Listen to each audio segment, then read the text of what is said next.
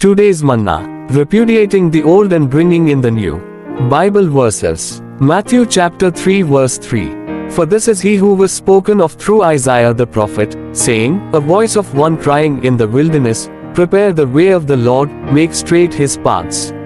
Matthew chapter 3 verse 4.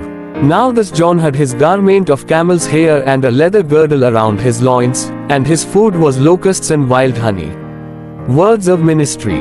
John fulfilled his ministry by living in a way that was absolutely contrary to religion and culture and outside both of them. Matthew chapter 3 verse 4 says, Now John himself had his garment of camel's hair and a leather girdle about his loins, and his food was locusts and wild honey.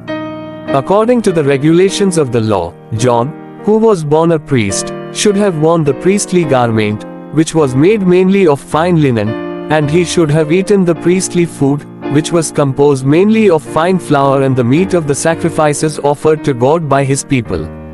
However, John did altogether otherwise.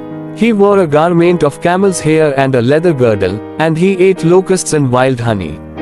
All these things are uncivilized, uncultured, and not according to the religious regulations.